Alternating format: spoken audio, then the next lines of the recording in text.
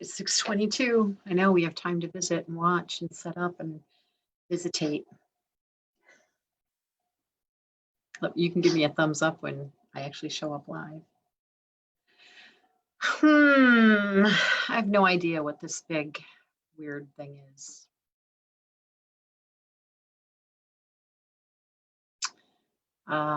I have several Facebook pages open and I'm going to close them if you're going to run it.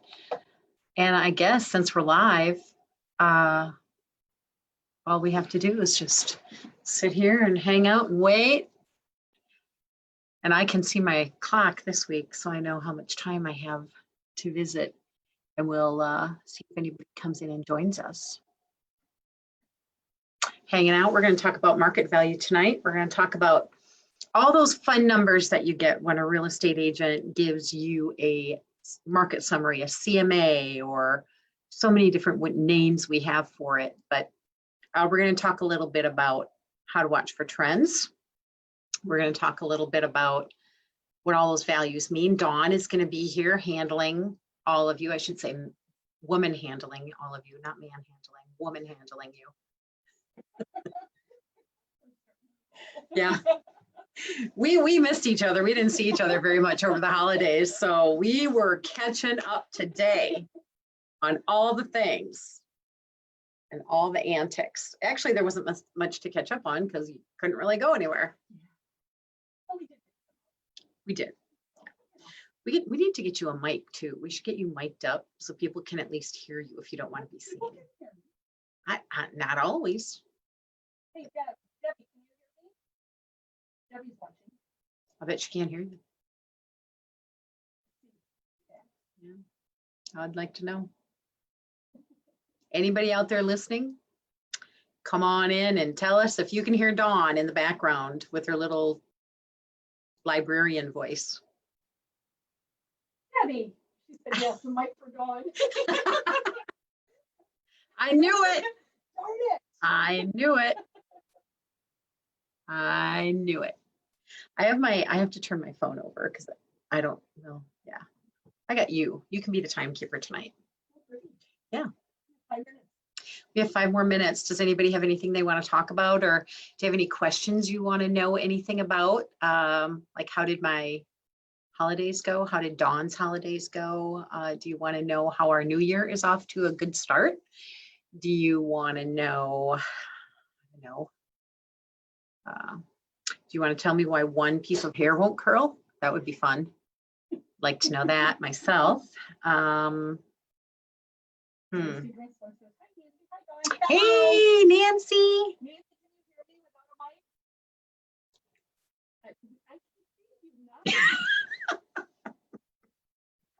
Yes, to all of the above. I bet. She can see me nodding too.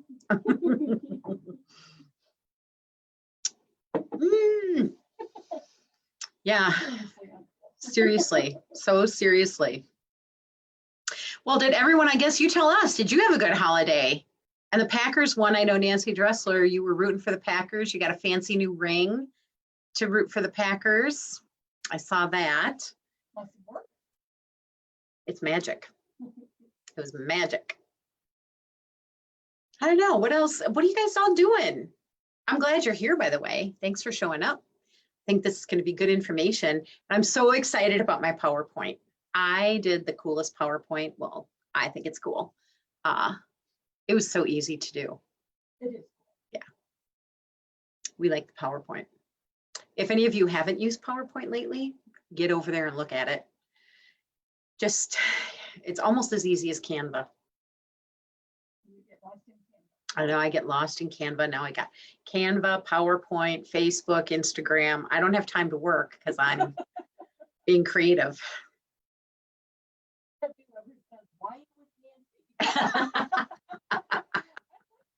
Are you having wine, Debbie?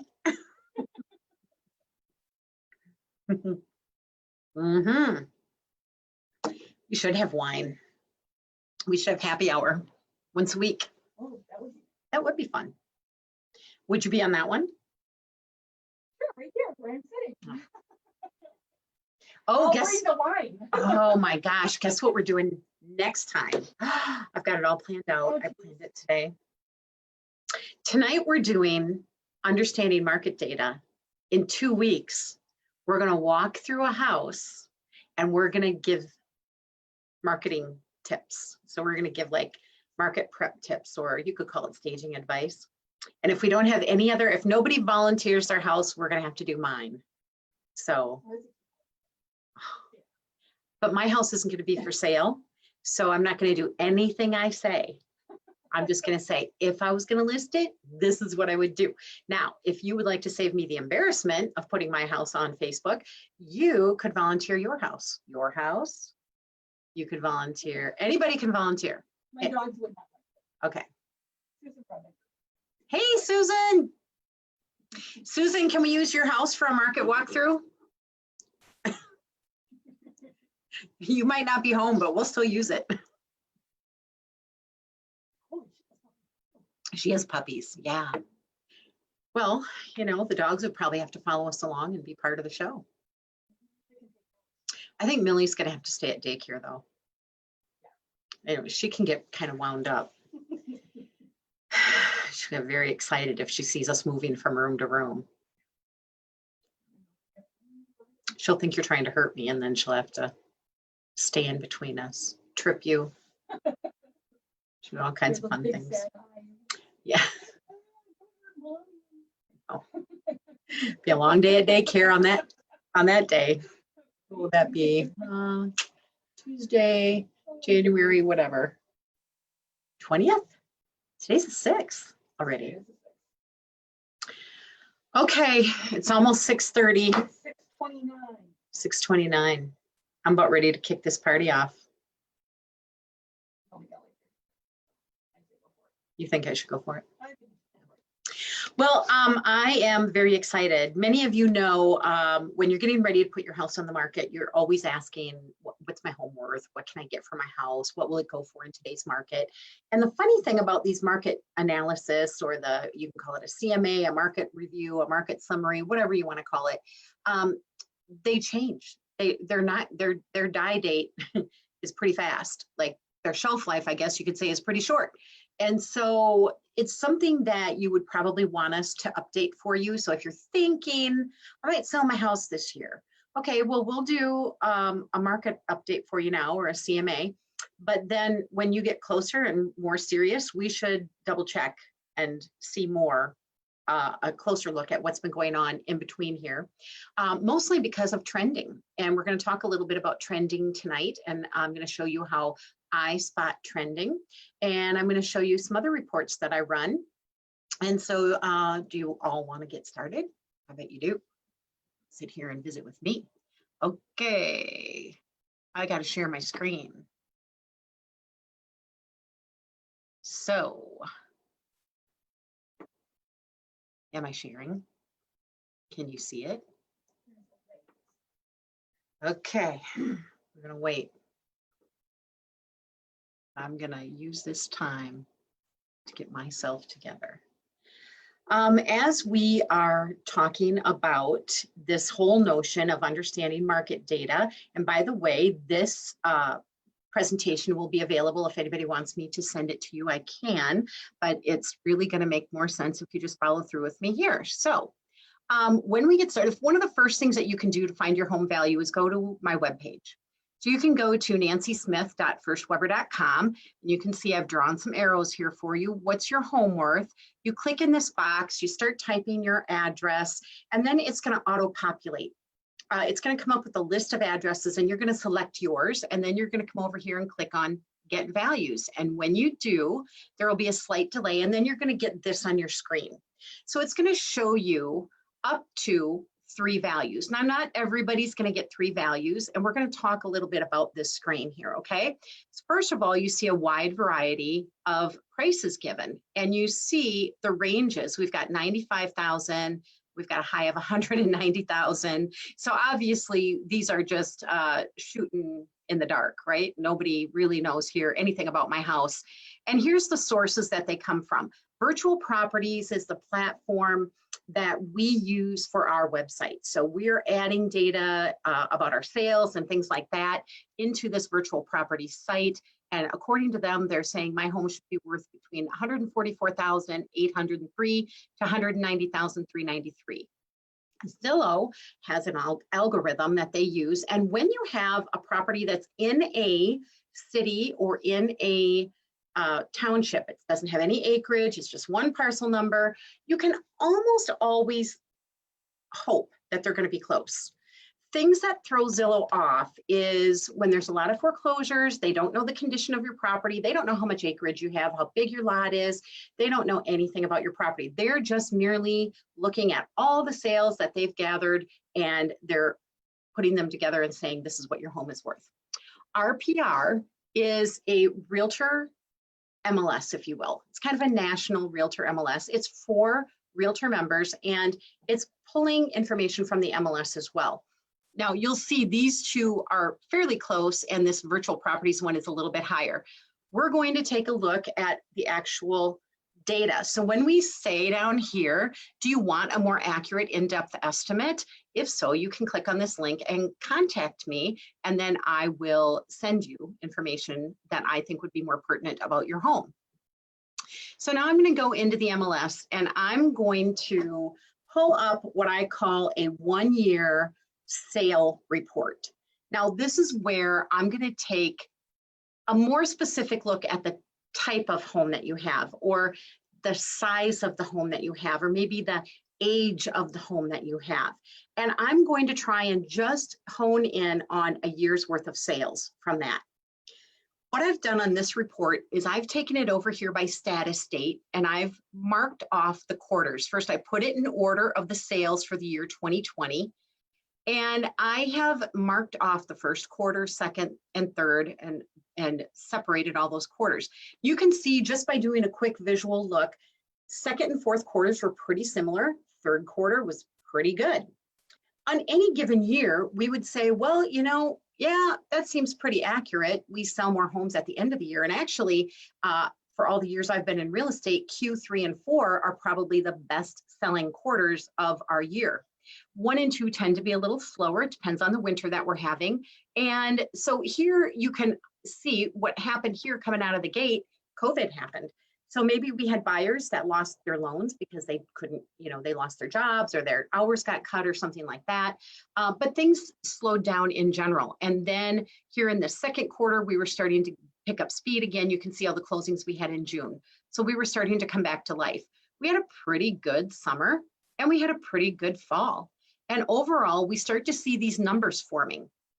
We've got an average list price of 157 with an average sale price of 155. And our medians are kind of right there too. Although look at this, our median list price was 160 and our median sold price was 162. So usually you see the list price being a little bit higher. Here we see the sale price. Now that to me is a reflection of the fact that we had many multiple offers this year and we had many sale over price. Let me say that again. We had many sale over list price at closing. So it would be more like 101% or something of the property list price. This also shows us our days on market. This is another important number that we like to track. You can see that we have a high, low, and average. Our average days on market was 38, but our median was 36. And this is a really good example of why you want to compare an average to a median. And you want to say, why did that happen? Well, we're going to talk about that in a little bit when we can look at a different report. So hang on for that one. Moving on, there's another report that I would run, and that's where I would put it in order of finished square footage.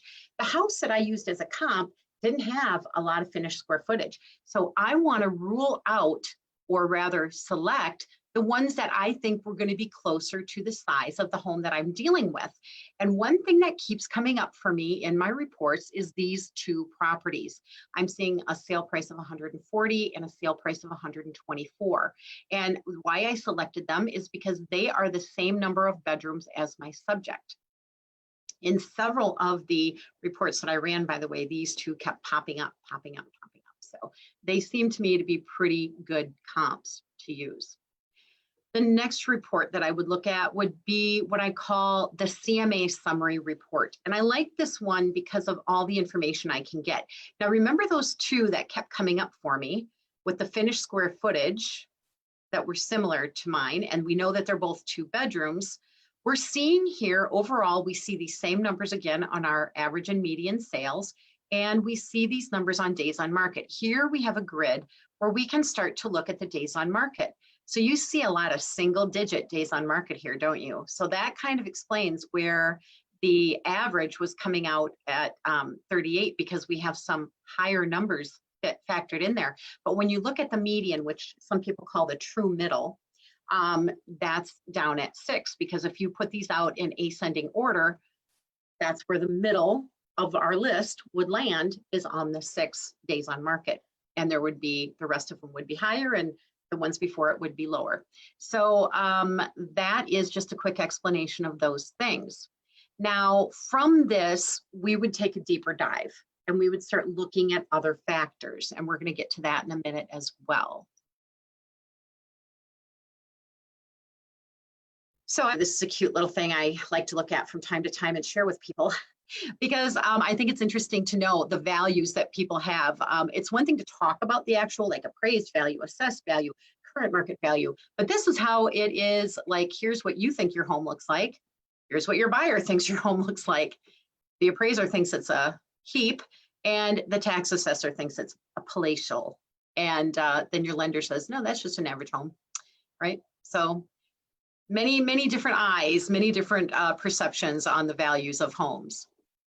Here's a little bit about terms for you. A market analysis, also known as a CMA or a market review or a market summary. And in broad terms, we're either looking at a cross section of a market based on one particular home or property, or we're just looking in general at sales data. If you get a really quick and dirty market update, there has probably not been a lot of thought put into comparing your home and finding exact or similar comps to your home.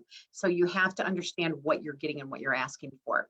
Days on market is the number of days from the date of listing to the date the listing status is changed on the MLS as having an offer that ultimately will close. So that date, when we have to report to the MLS that we have an offer on a property, we have to report the date that the offer was accepted. And then it will also record the date that the offer, or I'm sorry, that the property closed. So that days on market is not a reflection of how many days it took to actually close. It's how long it took to get that accepted offer.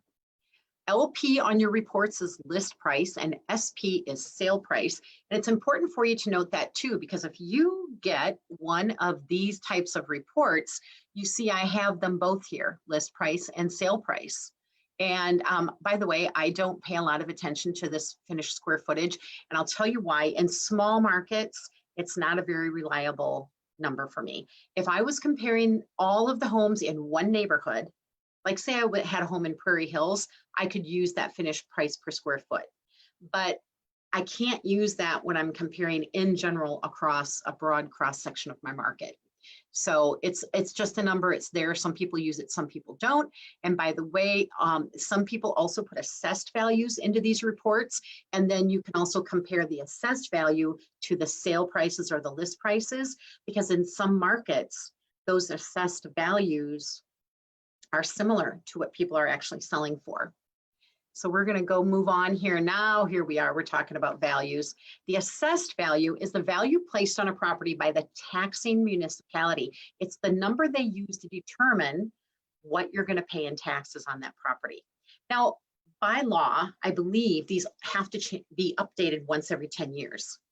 And then the fair market value is a number that's determined by that municipality's assessor, and it's usually a percentage of the assessed value. So last I knew, it could be anywhere from 80 to 104% of the assessed value. Now 80% lower, 104% higher. Again, that's a number that your municipality's assessor would calculate, and you'll see that number on your tax bill. Okay, we do not use that term when we talk about a fair market value in real estate. We're not talking about that number. We're talking about what we think a buyer would pay for your house. Appraised value, obviously determined by the buyer's lender based on recent sales of comparable properties. This is a much more scientific and deep look into the value of the home based on specific comparables. So they're comparing things, they're adjusting things, and they're coming out with an exact number. They're not looking at ranges, they're going to have an exact number that they value that property at. Okay, now we're on to list to sale price ratio. This is a value that's determined by calculating what % of the list price the home sells for. Most homes, and I don't care what the market is, it could be a buyer's market, a seller's market. I've been in real estate almost 24 years. And that entire time, most homes sell for between 93 and 95% of what they're listed for. In the past year, I think that number, or even a couple years, that number has been probably closer to 95 to 97%. And that's just because of the shortage of inventory. But that list to sale price ratio is something that some people really like to take a look at, because sometimes we're backing out. If we think, if the list to sale price ratio in Dodgeville is 95%, and I think, well, we should list your home at 149, when I'm telling you what to expect, I'm probably going to hit 5% off that number and tell you that's what you could get. But it's also going to depend on some other factors, which we're going to get to here in a minute. So the average sale price, obviously, we're dividing the total volume of sales by the total number of sales. And then the median sale price is, as I call it, the true middle. If we stacked them all up in order, where is the middle number? If we had 26 comparables or 26 sales, where is number 13? That's the number I'm probably going to use for my median number, okay? Now, the other considerations that I talked about are price, location, and condition. If you're looking for a really good, true market value on your home, and as I would call it, today's market, you're going to want to let me come and do a walkthrough, because I'm going to need to know more about the condition of your home and the location and the factors about your location and condition. Can it be fixed? Can it be made to look better? There are 3 things that you can control once you put your house on the market. Actually 2, because you cannot control the location, but you can control the price and the condition.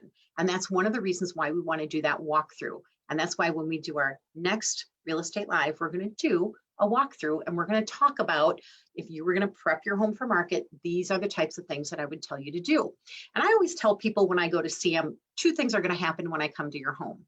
I'm going to make a list of suggestions for you, and I'm even going to give you a list what I think you should do to get your house ready to sell. And then you are going to tell me what you're willing to do, and then we're going to settle on a price, because I can't put a price on your home if I don't really know what I'm going to be selling. So all of this work that we do in advance is all kind of what I would call preliminary, like we think it's going to land here, but it is subject to change. And the other thing that can change that we have no control over is if something quick and sudden happens in our market. Something that really, like let's say you were going to list right about the time COVID came on. Some people would be uncertain about what that would mean for you, and they may suggest that you would lower your price at that time. Now, obviously what happened is we saw as busy a year as we've ever had. We had, I think, nationally 15% appreciation in homes this year. And so it turned out to be okay for us, but some people would be worried about that. And some people would probably wait to list their home. So these are things that we would want to take a look at as well. And here are some of those factors. Once we come and do the walkthrough, we're looking at things like deferred maintenance. What condition is your roof in? Are there broken windows? Do you have older mechanicals? Are your fixtures older? Are they outdated? Cosmetically, what are we working with there? When we walk into a 90s home and we see all brass, there are not a lot of buyers right now that want that. So we may make some recommendations about how you can remedy some of those things. Worn flooring, worn doors, windows, bathrooms, and kitchens.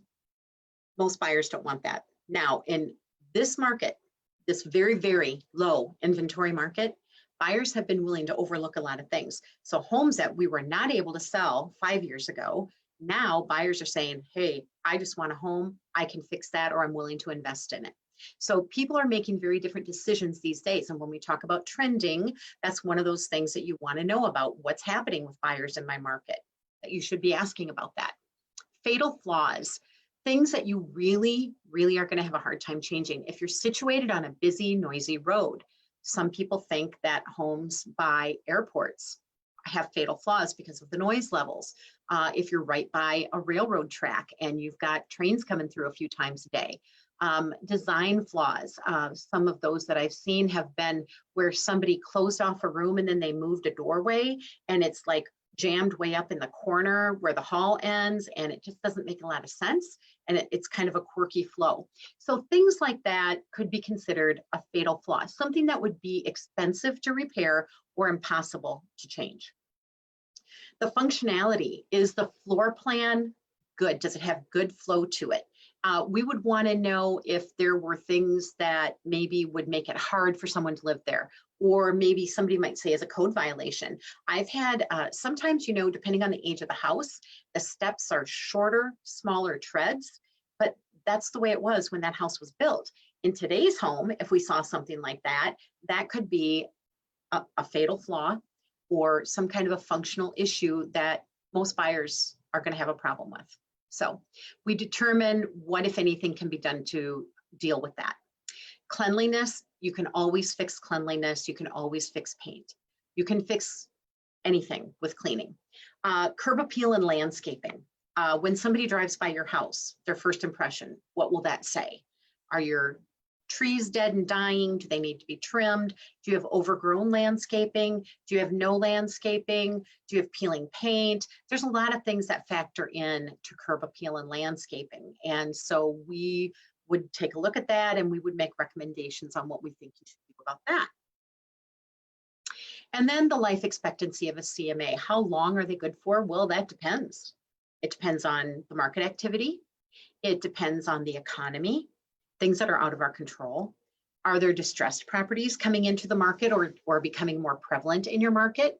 And we're watching for trends and disruptors. So one thing that we know happened last year was there was a lot of people who, because of their jobs, weren't able to make their house payments. And some of those people have gotten nervous and they're starting to do short sales, or they're starting to just give their houses back to the banks. Now, I don't think we're going to see a huge amount of those in this coming year, but you should be prepared that there will be some opportunities there, as there always are. There are always people who go through foreclosures. There just always are. It's just how many of them will there be and how big of an impact will it have on your market? That's one other thing that we probably should have talked about in definitions was market. What is your market? It's different for everybody. I might define it by a neighborhood. I might define it by a school district or a county. It depends on the type of property that we're comparing it to. And when we have a really unique property, sometimes our market can be the entire state because we have to go find something that is similar. And if not, we have to start to put together components that add up what your property is worth. Like maybe the land is worth this much, the house is worth this much, the buildings are worth that much. And all of that is speculation unless you have an appraisal done. And there are times when a seller will pay to have an appraisal done. And that is something that we can always talk about if that comes down to it for you. So that being said, that's the presentation. What kind of questions do we have? No questions. Are you kidding? None. Any comments? Water. That's what I said. It's water. It's liquid water.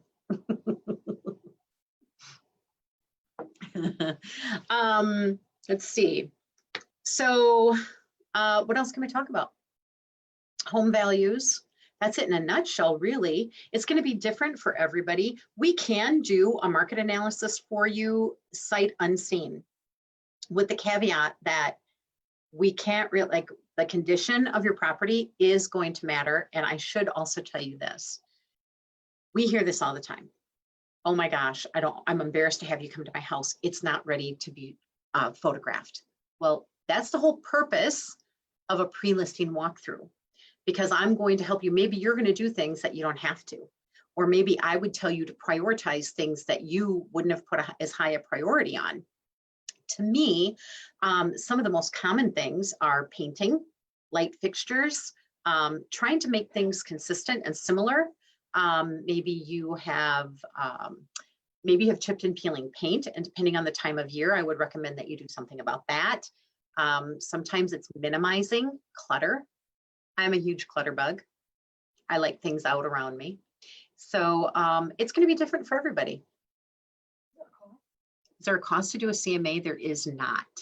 And I'm going to stop sharing right now. There we go. There is no cost to do a CMA. They are free. They are no obligation. It's information. It's to help you understand the value of your home. Now, the tool that we used in the beginning, where you go to my website, you go to that spot, what's my home worth, and you start typing in your address. That is just broad, general, preliminary information. And as you could see, it wasn't really scientific, and they were also different. It would be hard for me to say, well, gee, which one should I believe? That's why you want to talk to an agent. Most agents understand that if you're doing some research into the market value of your home, if you're not ready to list, we respect that. So.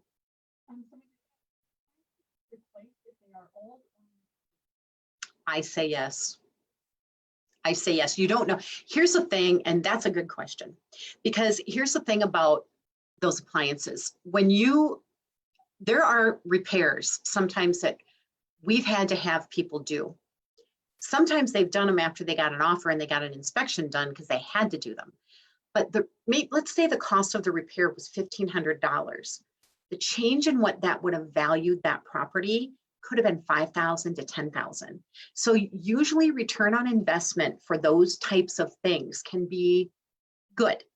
You're not always going to get your money out. If I was going to take you through my home, my basement's not finished. If I was going to put my house on the market, I'd tell myself, finish the basement. Well, that's going to cost me a pretty penny. Will I get every bit out that I spend on it? I guess it depends on what I do to the basement. Am I going to put in a bar? How many doors do I need? Do I need to put in windows? Do I have to finish a bathroom? Those types of things. So that's why you want to talk to an agent, so that we can help you figure all of that out. But yes, I would say mismatched appliances, definitely. Just go get the average. Get new appliances that match. They don't have to be top of the line, but just get everything that is one color, and it makes a huge difference. And you can look at photos, listing photos, and see the difference that makes. Anything else? You could make stuff up at this point.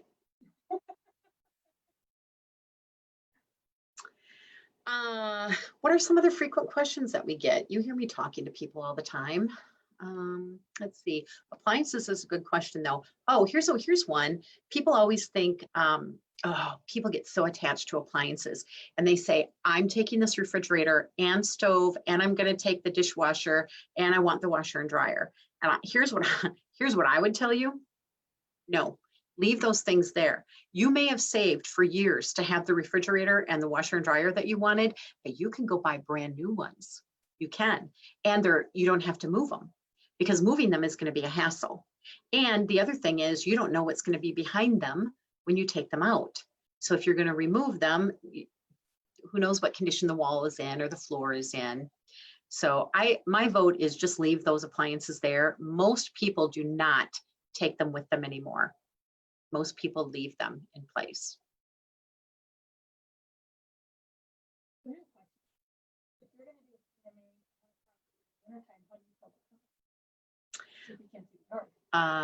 Can they hear you? I'll repeat it in case they can't. Okay.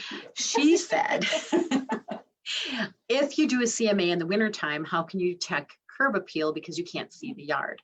That's a very good question. And also because we have we get very little light these days. By the time we meet with you, it's probably dark at your house. A lot of times I'll do a drive-by, or I'll pull up Google Maps, because they do a really nice job of catching the front of your house. I'm going to ask you what kinds of things you've done to your house, what kinds of things you think the house needs.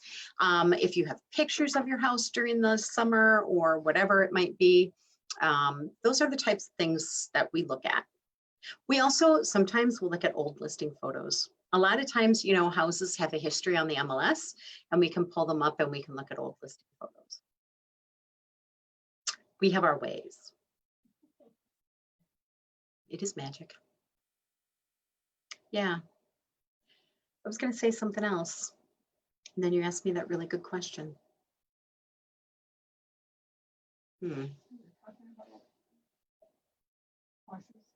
Washers and dryers. Flooring is a big one. Flooring. Smells. Oh, we should talk about smells. Okay. So you've heard the expression nose blind. And we all know about the candles and the Febreze and the wax burners and, you know, all this stuff. There is such a thing as too much smell. And there is, you know, your pet smells. Most of us don't realize that we have pet smells in our house. If you have a pet who oftentimes, especially dogs, are going in and out, they bring in wet paws or dirty paws, and that starts to leave a smell on in carpets and rugs. I would recommend that you have your carpets cleaned. And I would also recommend that you consider doing Febreze. Like sometimes the smell is in the furniture because the dog lays on the furniture and that's where the smell is. And so I would say Febreze. Try to get things with light scents or food related. Try not to get too flowery or too perfumey because that can, to some people, that burns their nose or their eyes. And some people are allergic to pets. So that will burn them anyway.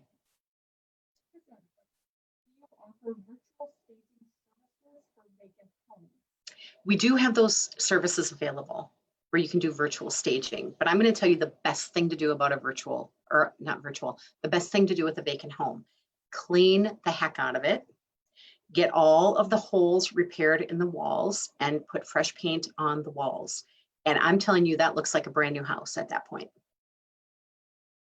If you have a lot of things in your house, sometimes what I tell people is box it up and move it off site. Either you have a relative or a friend who will let you store things in their basement or maybe their garage or something like that. Some people rent storage sheds, but you want to minimize the furniture. Think about this rule. When somebody comes to your house, it's an agent and at least 2 more people. I can't make a 3, sorry. Can't. 3. And so I call it the rule of 4 because you want to make sure that 4 people can comfortably maneuver your rooms in and out of the doorways, in and out of, like, say I've got a master bath. So when I come into my bedroom, I also need to be able to get 4 people through comfortably to see the bathroom and then back out again. I'm going to tell you right now, that's not going to happen in my bedroom. We'll talk about it. But it's the rule of 4. And sometimes there's more people. If it wasn't for COVID, sometimes they bring the whole family, they bring the parents. There's a lot of people roaming around your house. And so now because of COVID, what we recommend that you do is that you turn on the lights in every room, that you open the doors, at least have them opened so that we really don't have to touch the door handles. We can just kind of grab them and pull them open. We also recommend that that we leave all the lights on so that, you know, usually if you have the lights on, we turn them off so you know we were there, but now we kind of don't touch the light switches or anything like that. Sometimes people want to know, they're curious to know about water pressure. If they're really serious about the house, they might turn on the shower or sinks. They might turn on the water. Got another question? What happens if you just get done painting your house? Your children have some wild colors, but everything looks pristine. Should I still repaint your walls? Wild colors? My vote is yes. Paint them. You want to neutralize your house. The whole goal of getting your house, like, here's what we say. We want the most people possible to be interested in your house. So you want to make it as neutral as possible. And that might mean covering up the kids' favorite color. I've seen kids with really dark colors in their rooms, and yes, they look really cool and the way they're decorated, but you're going to take all that stuff out of there and a new family will be moving in. They would probably rather see something neutral. And another thing that's hard for kids is packing up some of their toys. That's really hard. So sometimes we talk with them about, oh, you know, you're going to have those toys back, or you decide which toys you want to keep out and which ones we can put away. You know, it can be a team effort, but it can be overwhelming. I've seen playrooms that you could maybe not get one person to walk through.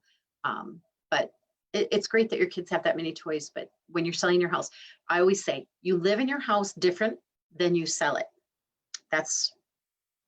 And to really, thank you, HGTV. That is what buyers expect anymore. They see these things on HGTV. It's like walking into a photo shoot. That's what they think your house should look like. Some people are a little more forgiving, but most people expect it's going to look really staged and minimal. All I got. That's all you got? I think we did pretty good. I think so. Yeah, so if you have any questions or if you want to get a market analysis done on your house, you can connect with me. You can either go in and on my website, you can get the 3 quick values. We should talk about that. Oh, I did promise. I gotta go back. We gotta do one thing. So I want to talk about Zillow a little bit and the Zestimate, and even some of the other values that you see. Their algorithms don't understand a lot of values. Did we talk about this already? Land value or anything like that? So a lot of rural properties, and this is very prevalent in our market, have more than one parcel. You have I have one listed right now that's got 6 parcel numbers to it. There's another one that I listed that had 12. So with all of those parcel numbers, only one of them is going to have the improvement, which is the house attached to it. And that's usually the one that Zillow picks out, but it's ignoring all those other values. Now, tax values on those parcels could be low because you're being taxed at an ag rate or a much lower rate. But the problem is that the value of that land would be significantly higher than what it's assessed at or being taxed at. So when you look at a Zestimate, as a buyer, I would say this: you don't always believe that. If you are working with an agent, stick with one agent. Have them be a buyer agent so they can give you their opinion on pricing and they can help guide you through this process. Find someone you trust. And then when they tell you don't believe this estimate, please believe them, because they would know. They know value and they can give you proof. We always have to give you comparable sales if you ask for them. Only a buyer agent can interpret those sales for you. Other agents are, if they're not representing you, they're representing the seller. So they are there to defend the seller's price, even if they're showing you 5 homes, 6 homes, 12 homes, whatever. That's the difference. That's what buyer agency can do for you. So if you're going to be looking at different websites, because a lot of buyers, there's a lot of information out there, but you have to know how to interpret it and you have to understand how it came to be. And especially in our market where we have so many rural properties, it's really hard to trust things like the Zestimate. It's even hard to trust what you're seeing with RPR and Main Street virtual properties, because they may not be taking into account all of the parcel that you have. It's really tough in some of these databases to get a good feel of how much land it is with what the value of the property is, because land sells for different values depending on what it is, depending on how much of it there is, depending on the features of the land. That's why you need an agent to help you with that. So sorry for the sidebar, but I had to say that. It's not that I don't like Zillow. They're great. They serve a purpose and they tell everybody that they're the place to go to look for when you want to buy a house. But in all reality, think about it this way.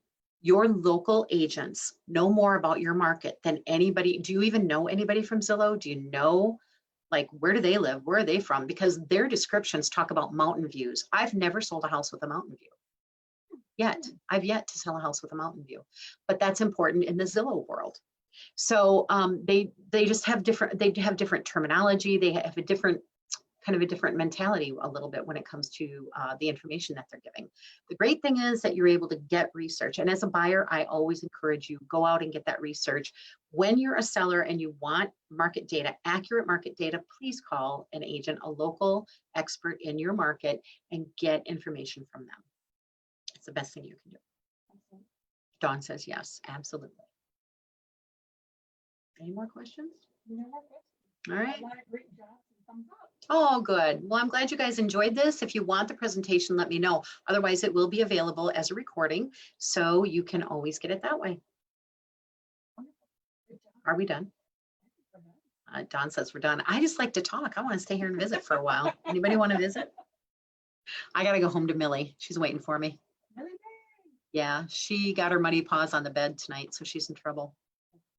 All right, we're going to cut off here. Thanks for joining us. We enjoyed it, and have a great night.